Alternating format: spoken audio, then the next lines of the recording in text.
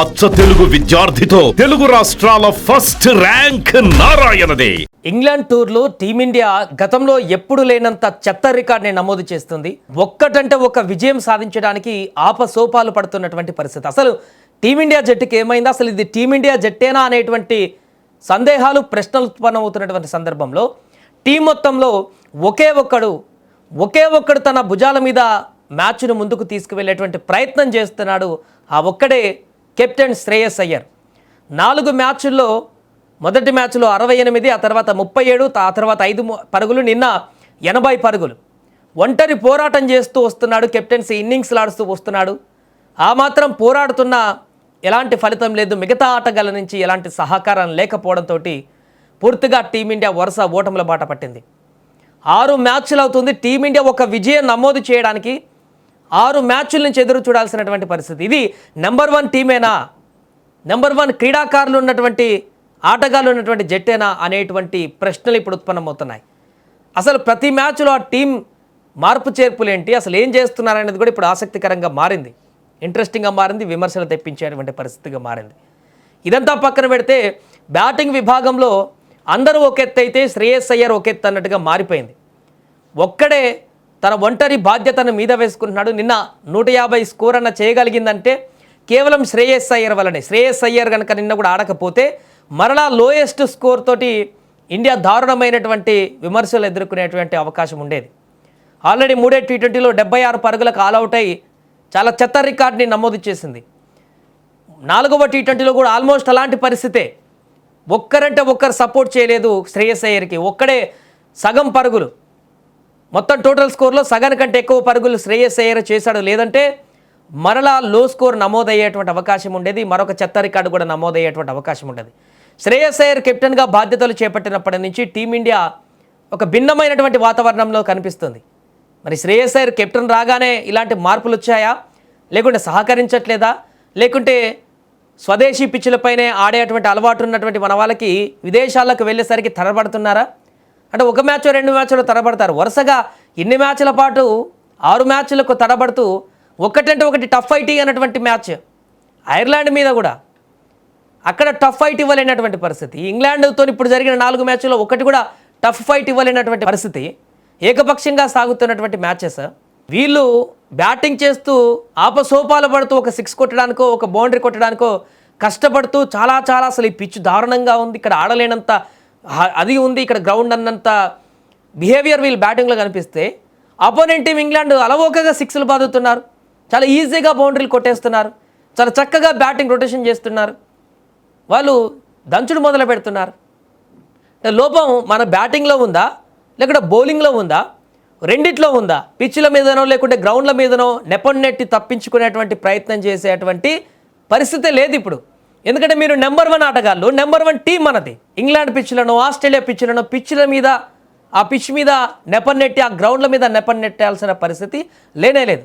Of course మన పిచ్ల కంటే కొంచెం పెద్దగా ఉండొచ్చు, మంచి బౌన్స్ ఉండేటువంటి పిచ్లై ఉండొచ్చు, అలానే ఉంటాయి. ప్రతి దేశంలో ఒక్కొక్క కండిషన్స్ ఉంటాయి. వాటన్నిటినీ తగ్గట్టుగా ఉన్నటువంటి వారే నెంబర్ 1 ప్లేయర్లు అంటారు, నెంబర్ 1 టీం అంటారు. ఇప్పుడు ఇంగ్లాండ్ పైన ఇంత దారుణమైనటువంటి పరిస్థితి చూస్తుంటే అసలు సిరీస్ కూడా కోల్పోయారు. బ్యాక్ టు బ్యాక్ 2 సిరీస్లు కోల్పోయారు. 7 సంవత్సరాల తర్వాత 2 సిరీస్లు కోల్పోయినటువంటి దారుణ పరిస్థితి. ఇప్పుడు కెప్టెన్ శ్రేయస్ అయ్యర్కి ఒక దారుణమైనటువంటి అనుభవం ఇది. తన కెప్టెన్సీలో తను కెప్టెన్గా బాధ్యతలు చేపట్టినటువంటి మొదటి రోజుల్లోనే ఇంత దారుణమైనటువంటి పరాభవం తనకు ఒక చేదు జ్ఞాపకంగా మిగిలేటువంటి అవకాశం ఉంది జీవితంలో. ఇది ఇలానే కొనసాగితే తన కెప్టెన్సీ మీద కూడా ప్రభావం పడేటువంటి అవకాశం ఉన్నట్టు చెప్తున్నారు. తను బాగానే ఆడుతున్నా, తను ఒక్కడే భుజస్కంధాల మీద టీంని నడిపించే ప్రయత్నం చేస్తున్నా, ఆ బాధ్యతలను తన మీద వేసుకొని టీంని ముందుకు తీసుకువెళ్ళే ప్రయత్నం చేస్తున్నా, మిగతా వారి నుంచి ఎవరి నుంచి ఆ కోఆపరేషన్ లేకపోవడం, ఏ ఒక్కరు బాధ్యతగా ఆడేటువంటి ప్రయత్నం చేయకపోవడం, ఏ ఒక్కరు పరిస్థితులకు తగ్గట్టుగా ఆడేటువంటి పరిస్థితి లేకపోవడం, వస్తున్నారు హిట్ కొడుతున్నారు, తలిగితే తలిగింది లేదంటే అవుట్, ఈ రకమైనటువంటి దారుణమైనటువంటి ఆట కనబరుస్తున్నారు. అసలు వీళ్ళు టీమిండియా బ్యాటర్లేనా అనేటువంటి సందేహం కలుగుతోంది. బట్ శ్రేయస్ అయ్యర్ మాత్రం చాలా చక్కగా తన అనుభవాన్ని ఉపయోగిస్తూ తన బాధ్యతను గుర్తు చేసుకుంటూ వరుసగా 190 పరుగులు చేశాడు ఈ సిరీస్లో. హైయెస్ట్ స్కోరర్గా ఉన్నాడు మన టీం నుంచి ఓవరాల్గా కూడా. అంటే ఇన్ని వరుస ఓటములు వచ్చినా కూడా టీమిండియా నుంచి శ్రేయస్ అయ్యర్ చేసినటువంటి పరుగులు ఎంత విలువ ఉందో అర్థం చేసుకోవడానికి. తనలాగా ఆలోచించి ఇంకిద్దరు ప్లేయర్లు ఆడినా కూడా ఇలాంటి పరిస్థితి ఉండేది కాదు.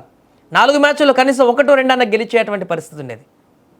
శ్రేయస్ అయ్యర్ లాగా తను కోఆపరేట్ చేసేటువంటి బ్యాట్స్మెన్ 7-8 వరకు బ్యాట్స్మెన్లను తీసుకుంటున్నారు, ఆల్రౌండర్ని కలిపి తీసుకుంటున్నారు. అదేంటో అర్థం కావట్లేదు. అక్కడ బౌలింగ్ సరిగా లేక ఇబ్బందులు పడుతున్న సందర్భంలో బౌలింగ్ని స్ట్రాంగ్ చేయాల్సింది పోయి ఆల్రౌండర్ని తీసుకొని 7-8 నెంబర్ వరకు బ్యాటింగ్ లైనప్ ఉంటుంది. చూస్తేనేమో పేపర్ మీద భయంకరమైనటువంటి బ్యాటింగ్ 7-8 నెంబర్ వరకు ఉంటుంది. ఒక్కరంటే ఒక్కరు శ్రేయస్ అయ్యర్ మినహా నిలబడి ఆడి రొటేషన్ చేస్తూ ఎండింగ్ వరకు ఉందామనేటువంటి ఆలోచన లేకుండా ఆడుతున్నటువంటి పరిస్థితి. అంటే ఎందుకు ఇంత దారుణంగా పరిస్థితులు మారాయంటే, ఎందుకు ఇంత ఆగ్రహంగా మనం మాట్లాడుకోవాల్సి వస్తుందంటే, 1, 2, 3 అంటే సరేదో అనుకునేటోళ్ళం. ఐర్లాండ్ లాంటి చిన్న దేశం మీద ఓడిపోతారు. ఇంగ్లాండ్ మీద వరుసగా 4 మ్యాచ్ల్లో 1 మ్యాచ్లో గెలవడానికి అది కొంచెం కష్టపడేటువంటి పరిస్థితి కూడా లేదు. కనీసం టఫ్ ఫైట్ ఇచ్చి లాస్ట్ వరకు కూడా తీసుకొచ్చేటువంటి ఆ పోరాట పటిమ కూడా లేదు. ఇలా అయితే ఇంకా విదేశాలలో ఏ చిన్న జట్టు మీద కూడా ఆడి గెలవనటువంటి పరిస్థితి ఉంది.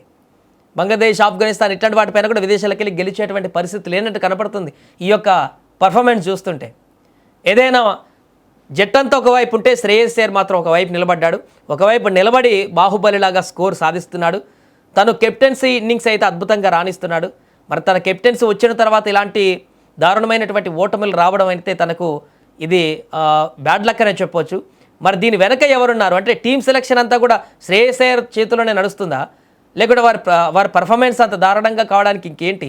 ప్రతి మ్యాచ్కి కొత్త ప్లేయర్ని తీసుకొస్తూ కొత్త టీంని మారుస్తూ సంజు శాంసన్ మాత్రం పక్కన పెడుతూ ఖచ్చితంగా ప్రతి మ్యాచ్లో మార్పులు ఉంటున్నాయి. విచిత్రమైనటువంటి కాన్సెప్ట్. మరి గౌతమ్ గంభీర్ కోచ్గా ఏం ఐడియాస్, స్ట్రాటజీస్ ఉపయోగిస్తున్నాడో తెలీదు. విచిత్రమైనటువంటి పరిస్థితుల్లో టీమ్ సెలెక్షన్ కూడా ప్లేయింగ్ 11 ఉంటుంది. ఏదేమైనా శ్రేయస్ అయ్యర్ మాత్రము ఈ యొక్క 11 మెంబర్స్లో టీం మొత్తంలో ఒక్కడే వారియర్గా నిలబడి ఆడుతున్నటువంటి పరిస్థితి. చివరి మ్యాచ్ అన్న గెలిచి T20 సిరీస్ ముగిస్తారా, లేకుంటే అది ఓడిపోయి కూడా వైట్ వాష్ చేసుకుంటారా ఏంటన్నది కూడా ఇప్పుడు ప్రశ్నార్థకరంగా మారింది. ఏదేమైనా శ్రేయస్ అయ్యర్ బ్యాటింగ్ అయితే చాలా చక్కగా ఉంది. శ్రేయస్ అయ్యర్ కెప్టెన్సీలో దారుణ ఓటమిలు వచ్చినా కూడా ఒంటరి పోరాటం ఒక్కడై నిలబడడం అయితే క్రికెట్ అభిమానుల నుంచి అయితే ఇప్పుడు ప్రశంసలు అందుకుంటున్నాయి.